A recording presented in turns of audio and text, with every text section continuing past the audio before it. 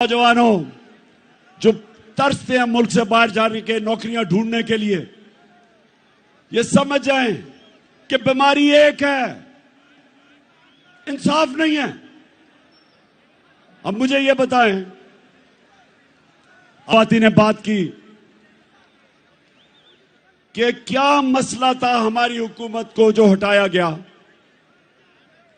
क्या इमरान खान के ऊपर कोई करप्शन थी? जब भी इन दोनों की हुकूमतें हटाई गई तो करप्शन होती थी। हमें किस वजह से साजिश के तहत हटाया गया? कौन सी हम गलती कर रहे थे? पहले ये जो बैंकरप्ट दिवालिया निकाल के मुल्क का इन्होंने जब छोड़ा 2018 में, पाकिस्तान की तारीख का सबसे बड़ा बैरूनी खसारा 20 अरब डॉलर। हमने मुल्क संभाला, बैरून मुल्क मैं गया, हमारे दोस्त ममालिक से पैसे लिए, शर्म आई मुझे। मैं ये भी आपको बता दूं कि मेरे 3.5 साल में सबसे ज्यादा शर्मिंदगी होती थी जब हमें जाके मुल्क के लिए पैसे मांगने पड़ते थे। शौकत खानम के लिए मैं 30 साल से पैसे इकट्ठे कर रहा हूं, नवल यूनिवर्सिटी के लिए, लेकिन मुझे शर्म नहीं आती थी क्योंकि मैं अपने लोगों से पैसे इकट्ठे कर रहा हूं अपने मुल्क की यूनिवर्सिटी या अस्पताल के लिए, लेकिन किसी और से अपने मुल्क के लिए पैसे मांगना ये मेरे लिए सबसे ज्यादा बायस शर्म थी।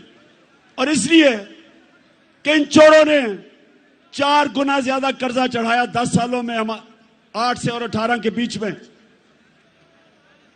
तो पहले हमने मुल्क संभाला, फिर कोरोना आ गया, दुनिया में तबाही मचाई उसने।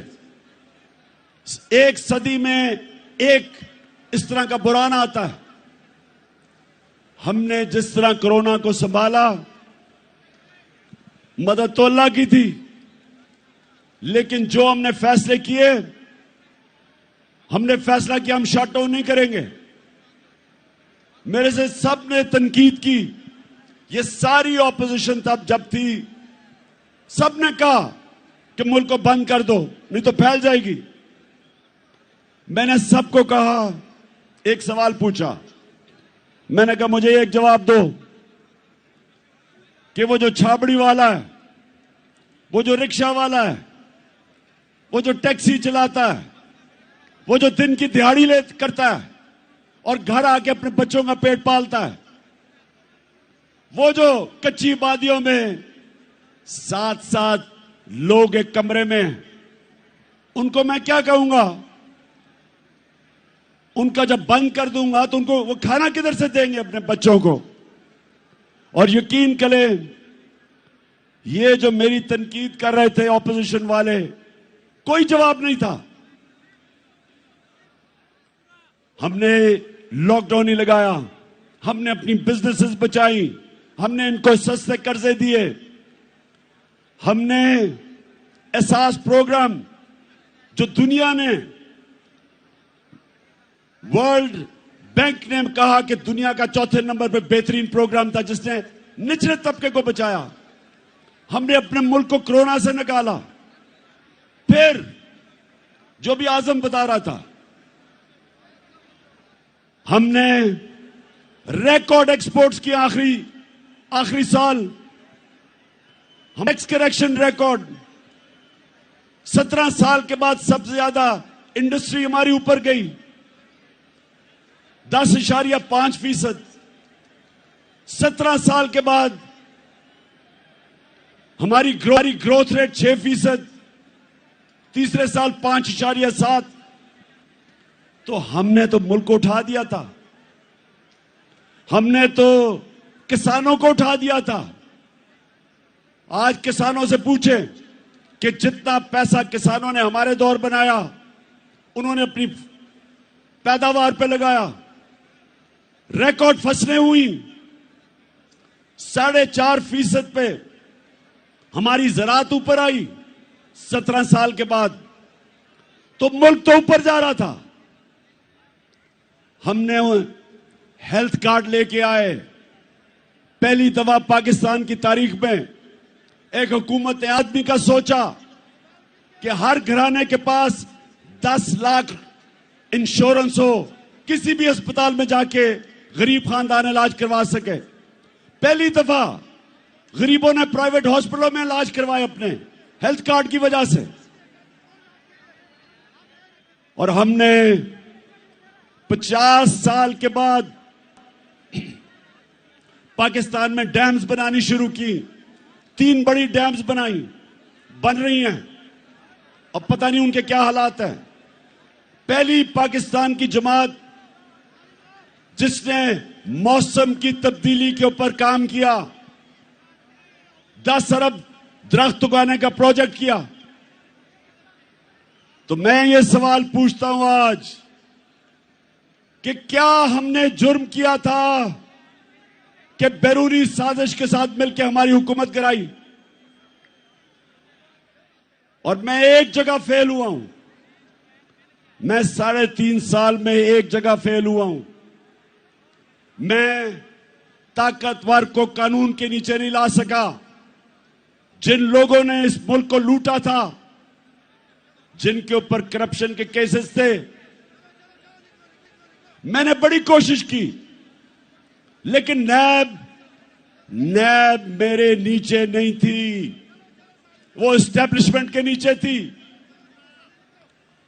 نیب والے مجھے کہتے تھے کہ جی کیس سارے تیار ہیں, لیکن حکم نہیں آ رہا. جن کے پاس کنٹرول تھا وہ حکم نہیں دے رہے تھے. وہ ان چوروں سے بجائے ان کو جیلوں میں ڈالنے کے ڈیلیں کر رہے تھے. میں نے ہر میٹنگ کے اندر یہ بات کی کہ جناب جب تک آپ طاقتور کو قانون کے نیچے نہیں لے کے آئیں گے, بڑے بڑے ڈاکوؤں کا احتساب نہیں کریں گے, یا کرپشن ختم نہیں ہونے لگی. تو مجھے بار بار جواب آتا تھا کہ عمران صاحب آپ اکانومی کے اوپر توجہ دیں, اس کو بھول جائیں احتساب کو. مجھے یہ کہا کیا کئی دفعہ کہ اچھا جی ان کو چھوڑے, NRO دے دیں, ان کو نیب کے اندر قانون بدل دیں. یہ بھی جن کے پاس طاقت تھی, مجھے افسوس سے کہنا ہے کہ وہ کرپشن کو برا نہیں سمجھتے تھے. ان کے لیے کرپشن کیا ہوتی ہے؟ چوری تو ہوتی ہے جو آپ کے گھر میں چوری, آپ کا ٹیلی فون چوری ہو گیا. کرپشن ہوتی ہے جو ملک کے خزانہ کے اوپر ڈاکہ ہوتا ہے, جو ملک کو نقصان پہنچاتی ہے, وہ کرپشن ہے. اور وہ کرپشن جن کے پاس طاقت تھی ان کو یہ بری نہیں لگتی تھی. اور آپ نے دیکھ ہی لیا کہ کیونکہ بری نہیں لگتی تھی تو یہ سارے چوروں کا ٹولہ اوپر بٹھا دیا. اگر سازش نہیں بھی کی تھی تو ان کا راستہ نہیں روکا, ان کو آنے دیا. وہ لوگ جو باہر بھاگے ہوئے تھے, جن کے اوپر اربوں اربوں روپے کے کرپشن کے کیسز تھے, باری باری ان سب کو NRO دیا گیا. پہلا NRO جنرل مشرف نے دیا. 4 گنا ہمارا قرضہ بڑھا اس NRO کی وجہ سے. یہ واپس آئے, دونوں ہاتھوں سے انہوں نے ملک لوٹا. اور پھر اب کہ ایک حکومت جو چل رہی تھی اس کو گرایا.